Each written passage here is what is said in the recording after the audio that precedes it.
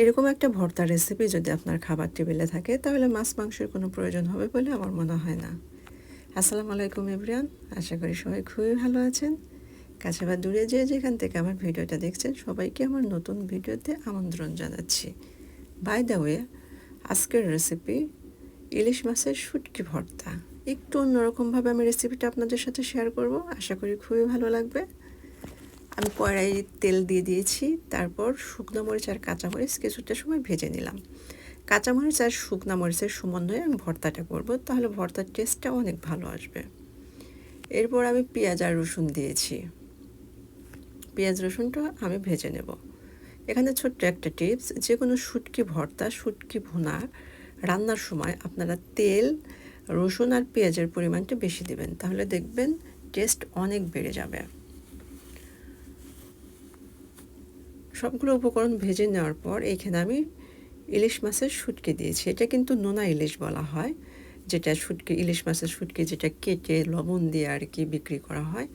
তো এখানে আরেকটা টিপস মাথায় রাখবেন, এই শুটকি কিন্তু পর্যাপ্ত পরিমাণ লবণ দিয়ে রাখা হয় যেন শুটকিটা বেশি দিন টেকসই করে তার জন্য। তো এই শুটকিটা রান্নার সময় অবশ্যই আপনারা ভালো করে গরম পানি দিয়ে ধুয়ে নেবেন এবং দীর্ঘক্ষণ পর্যন্ত পানিতে ভিজিয়ে রাখবেন, তা নাহলে কিন্তু লবণ উঠে যাবে, খাবারের টেস্ট একদম নষ্ট হয়ে যাবে। যে কোনো খাবারে যদি লবণ বেশি হয় তাহলে কিন্তু মুখেও তোলা যায় না। এরপর আমি দিয়েছিলাম কিছুটা রসুন বাটা। শুটকিতে যত বেশি রসুন হবে খাবারের টেস্ট ততই বেড়ে যাবে। কালারের জন্য সামান্য পরিমাণ হলুদ গুঁড়ি দিলাম, হলুদ গুঁড়ি দিয়ে আবারও ভালো করে এটাকে ভেজে নেব। আপনারা যে কোনো রান্নার সময় যদি একটু সময় হাতে নিয়ে ধাপে ধাপে রান্নাটা করেন এবং মশলাটা ব্যবহার করেন, তাহলে খাবারের টেস্ট কিন্তু অনেক বেড়ে যায়। চুলার আঁচটা অবশ্যই মিডিয়াম টু লোতে রাখবেন, হাইতে দিতে যাবেন না, তাহলে পুড়ে যাবে, সেদ্ধ হবে না। তো একটু সময় নিয়ে আমি সবগুলো উপকরণ আবারও ভেজে নিচ্ছিলাম। কালারটা কিন্তু চেঞ্জ হয়ে আসছে, অনেক সুন্দর একটা কালার চলে আসছে, গোল্ডেন ব্রাউন কালার আসছে।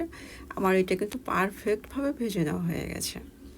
আমি এটা এখন উঠিয়ে নেব এবং ব্লেন্ডারের জারে ভালো করে ব্লেন্ড করে নেব। আপনারা চাইলে শিলপাটাতেও কাজটা করতে পারেন।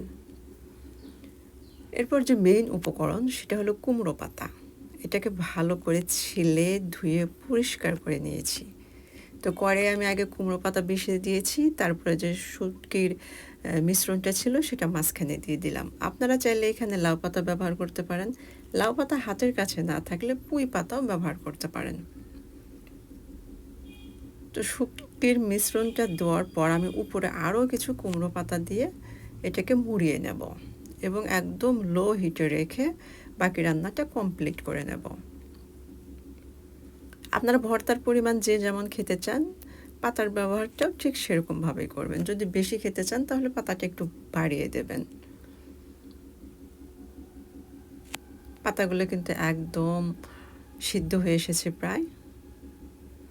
আমি খুবই সামান্য একটু তেল দিয়ে দেব, তেল দিয়ে বাকি রান্নাটা কমপ্লিট করে নেব।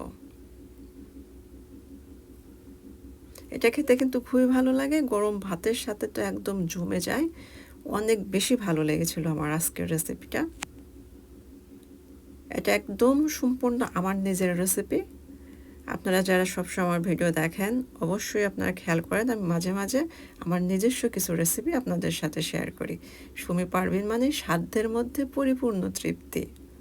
তো ভালো থাকবেন সবাই, আবার দেখা হবে নতুন কোনো রেসিপিতে। আল্লাহ হাফেজ।